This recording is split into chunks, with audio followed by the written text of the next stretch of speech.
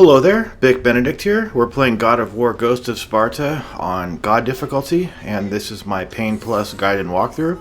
We are currently on installment the 4th, and we have arrived at the island of Crete, and it will be the lengthiest video so far in the campaign. It's also one of my most loved sections in the game. The first enemy that you encounter over here is a hoplite, which, if you've played the previous game, you know all about the hijinks that this enemy gets up to. They come in groups, and the first mob of them you'll find over here in just one moment. And I cannot remember when exactly the Origins collection came out. It seems to me like it was 2011, but I think it might have been more close to 2012, 2013. I want to say 2012. It doesn't matter though. I'm just trying to stress that it's been a long time since I first played this game, and I don't remember what exactly I thought of this enemy, but I probably thought that it was too fast and it was difficult to react to, without any sort of accrued skill up to that point. But I now think that, and I've thought this for a long time, this enemy is just pure pleasure to fight.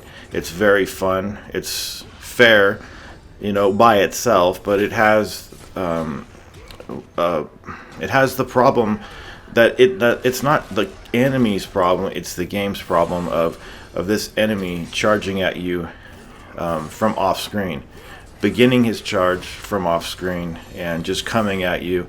And you have no time to react. I mean, no one's that fast. You'd have to react by accident. And I just keep thinking, if you are going to not have a camera for the player, because I don't mind if there's no camera. Ascension didn't incorporate one. That's the latest entry in God of War. So if you're not going to give the person a camera that he can use with the other stick, then have some way of giving the player an alert when enemies are coming, or if you could do it, somehow switch the perspective of which way you can see, because if you're trapped in a corner in this game, you have pretty much zero visibility. There's a fight with 3 Chorus Race later in the game. It's the first and only time you fight 3 of them at one time, and if you get caught on the left side of the area, or especially the top left, you can't see anything. There's nothing that you can see of the enemies. I mean, when they attack you, you can see them, but where they're located, what they're doing, what they're up to, you can barely tell. You have to listen to what they're doing. You have to listen to if they're taunting or not, or doing their moves. It's, how about you could maybe, if you're in a bad corner like that, maybe the game could just automatically adjust 180 so that you can get back your perspective, and it could be just something that the game does automatically, or maybe you do it, and then when you do it you get iframes, or whenever it happens, so that everybody's safe, the enemies and me. This part over here is kind of difficult. See how we're pushing a block over here? Reminds you of God of War 1, right?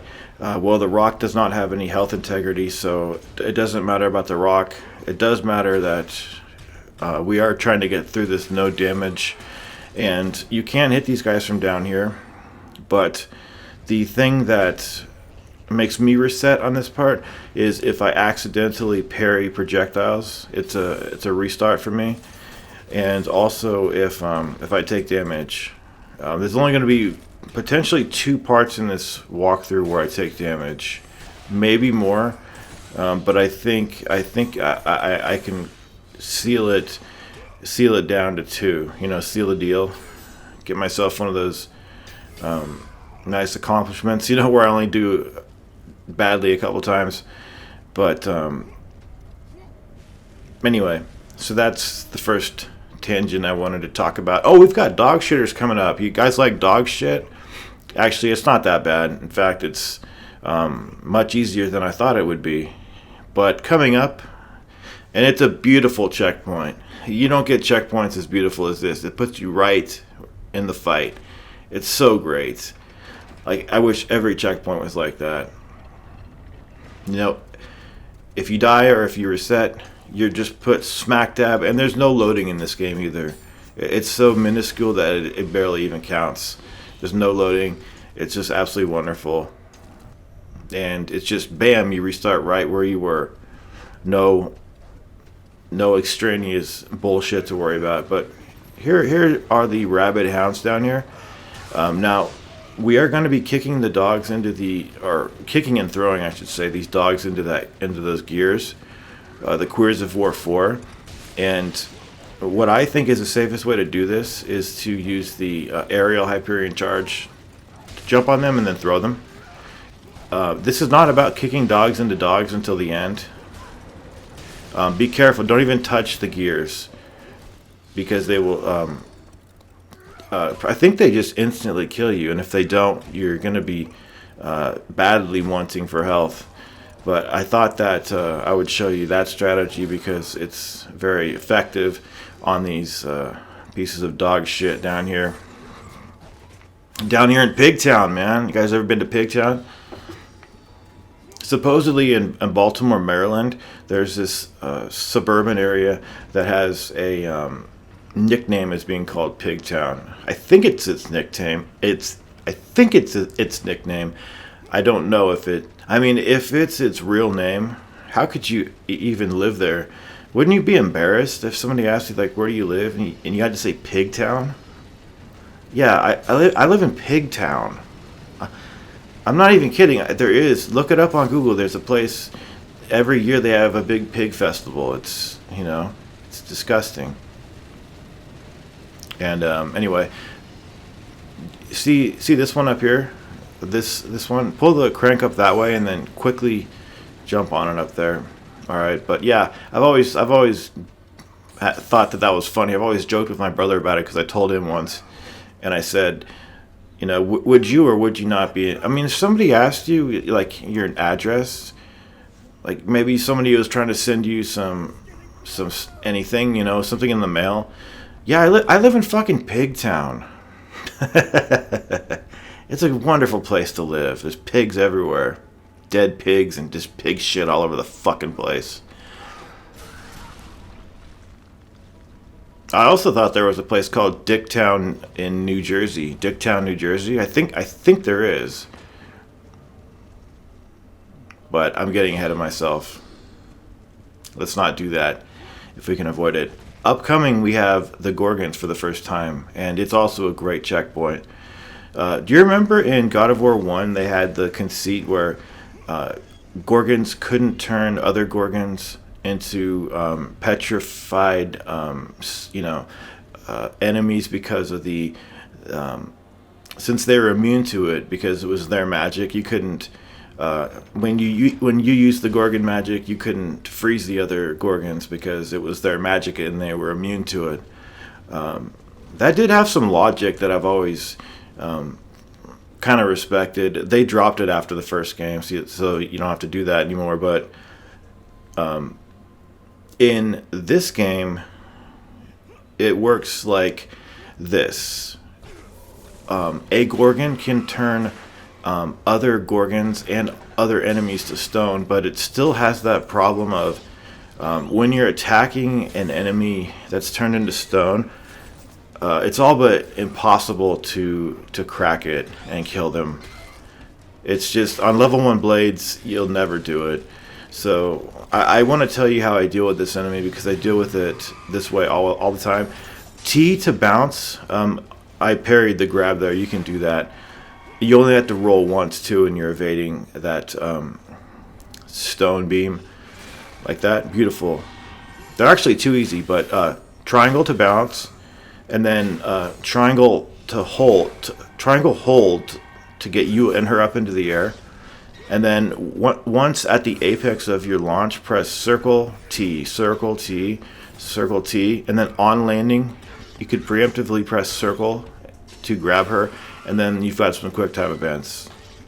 I actually like those quick time events. They're very. It has a certain feeling to it that you're getting involved. Oh, watch this shit! I combat rolled into the pool here, and look at this. I did not speed this up. I did not speed any of that up. That actually happened in this game. And then we've got some soldiers coming up. Now, these soldiers over here take 3 grabs to get killed. I'm not sure how many punches they take over here, but you will have to use the Thera's Bane on them to break their shields. When their shields turn blue, that blueness is an active hurt box, which can damage you, so be very careful of it. And what I personally had to avoid over here was, since I'm not using Thera's Bane, since I can't, per the restrictions of the walkthrough, I had to make sure that I didn't accidentally use it on any of the soldiers that I had, any of the soldiers from whom I had taken their shield. But the ones with the shields have less hit points than the other ones do. And you can tell that because these ones are dispatched with 3 grabs. The other ones take 5 grabs. There are 3 tiers of normal hoplites. You have your normals. You have these ones here with the shields. And then you've also got the sentries, the ones that somersault at you, and if they hit you, it staggers you without taking damage, but it staggers you.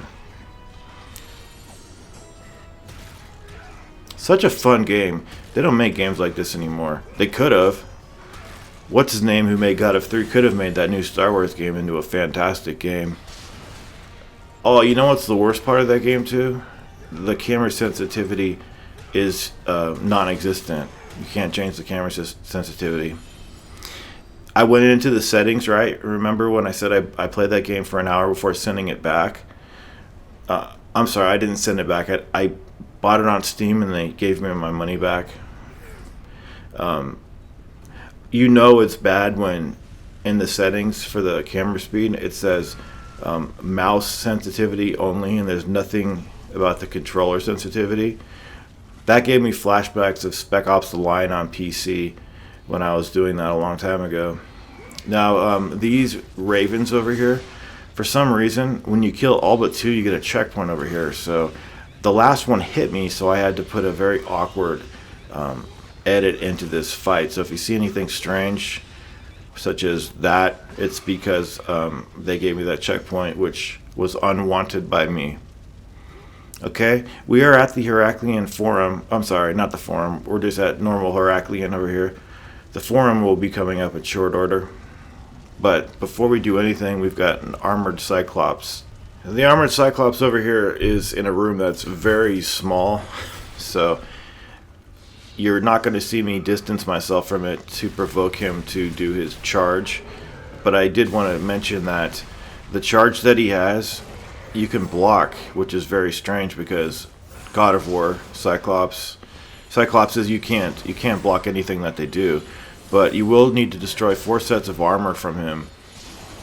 And what I always do is just use the either the square hold or the triangle hold to set a charge in him, and then he'll get his armor broken that way. You can just hit him normally if you want to, but I just like to set charges. They're really fun to do it, but if you're wondering if one takes more away than the other, no, they don't. They take away the same. So since I can usually get the square holding move to come out more than the triangle one, triangle holding one being, the launch that I always lament is never being able to get that thing to work in God of War. You can do that, but we encounter a whole plethora of enemies on this chapter. I mean, we're gonna fight a Geron. We are going to be introduced to the Karas Wraiths, and at the beginning of this video, I think I called this the Island of Crate. I apologize. It's for some reason I thought it was Crate, but it's Crete. So I definitely sorry about that, and it makes me feel stupid. But I don't know. For some reason, I guess it's not important about whether I say something correctly. And if you're really using this for a walkthrough and you need help, you're not going to get too upset that I say one word wrong. But yeah, that's very strange that I thought it was a certain way. But this fight over here with these archers, you can skip it, but it's just luck of the draw if you'll get past without getting hit by them. And the next fight coming up with the Minotaur in that room with the decaying ceiling is the only time that I know of in this game where it's a timed fight. Yeah, I've gone through this game so many times, I can say that with certainty. There's no other timed fights in this game. And how much time are you given, you might wonder? I think it's 1 minute and 15 seconds. And it's easy to fail it. You really don't get much time. So when you do get the circle prompt over the Minotaur, what I would recommend is just keep hitting it and don't interact with the circle prompt.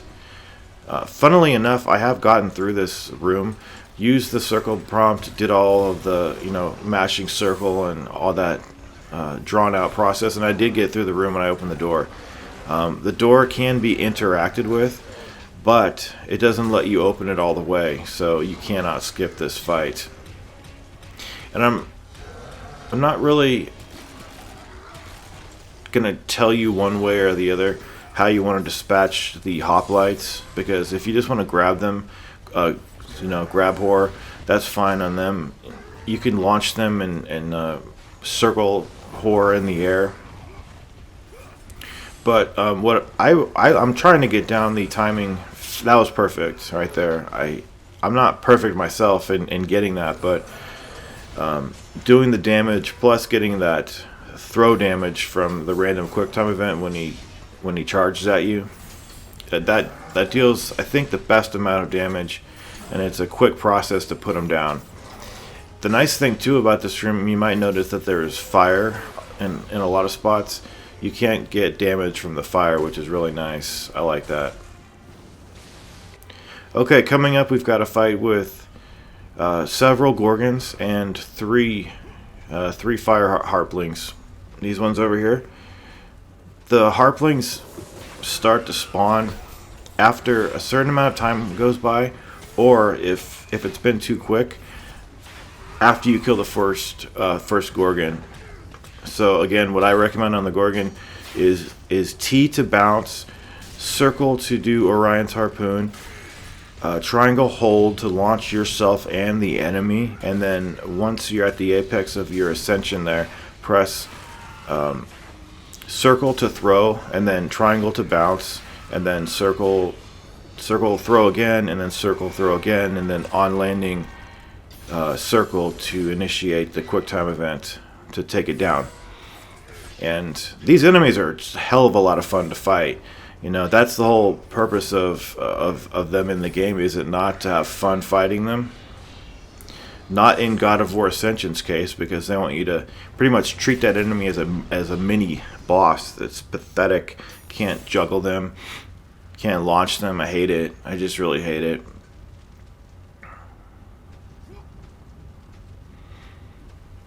Okay, let's see. Trying to remember what's next. Probably it's going to be the skeletons, the cursed remains. Let me try to think. Well, we'll see what it is when we get there. We have a small little puzzle here. I love the God of Wars that have a minimal amount of puzzles. I mean, this is not a puzzle. I mean, I guess you could say it's a puzzle, but anyway. Yeah, we fight a lot of enemies in this game. I'm sorry, in this chapter that are going to be new to you. It's hard to say which enemy is the hardest. I was thinking of that because a lot of people definitely have their thoughts. Is the Kara's Wraith? Is that enemy set? Because those enemies always back each other up. They're kind of like the alchemists in Ninja Gaiden 3. Or is it the Geron? The Gerons.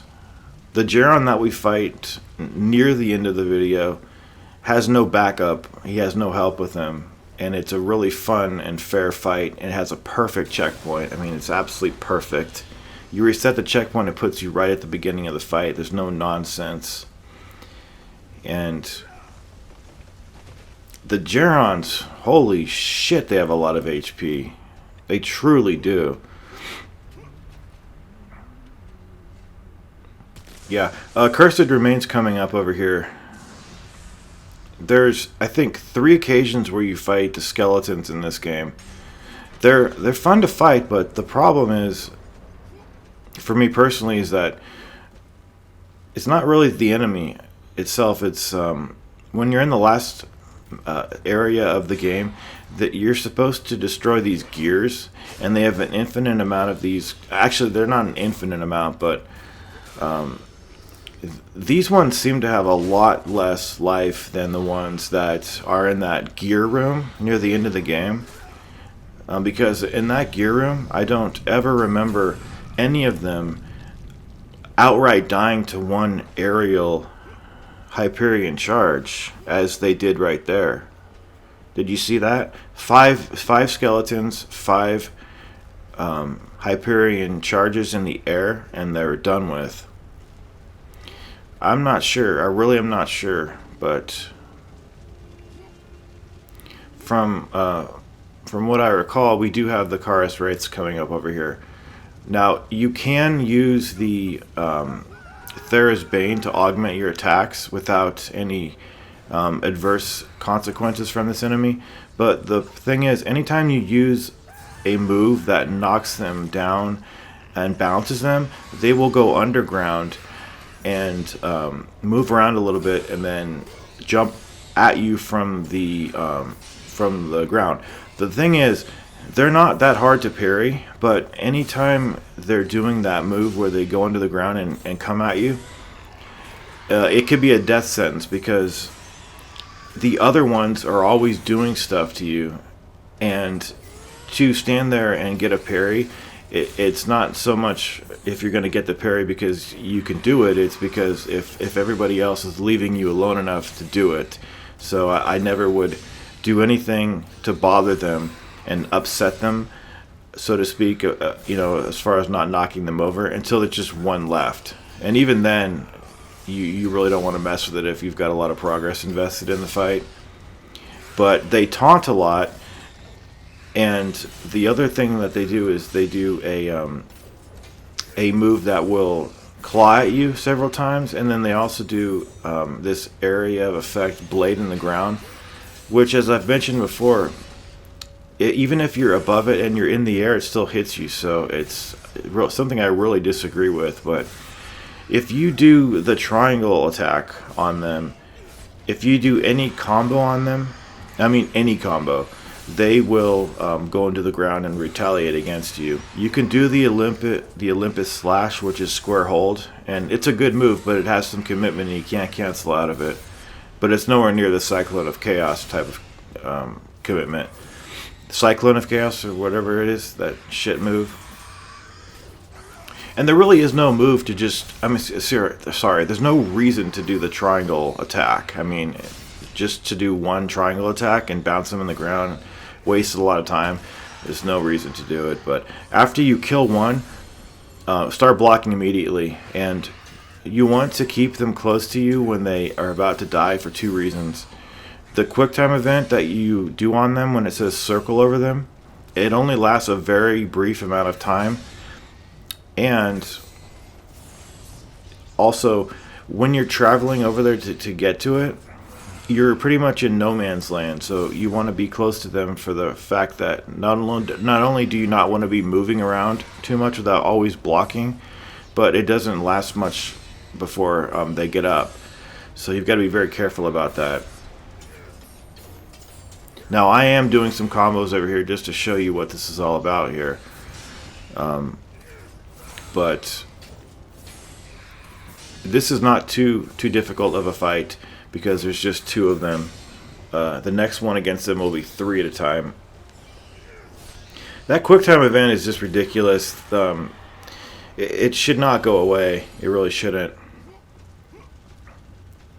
Because if one of the worst things that could happen is you're standing around and you hit them off screen of your camera, and they have that circle button, and you don't even know that you put them to circle button because you're blocking in one area, and they've got the circle prompt, and then all of a sudden one of them just jumps at you, and you're not prepared to parry it, and you take massive damage. They put you in this quick time event, out of which there seems to be some sort of a hope for you, but if you're not at full health, it's going to kill you, and I really resent that. The main reason I resent it is because it gives you the illusion that everything's going to be okay if you just participate in the quick time events, but everything is usually not okay, especially if you're doing a restricted run where your health isn't very high.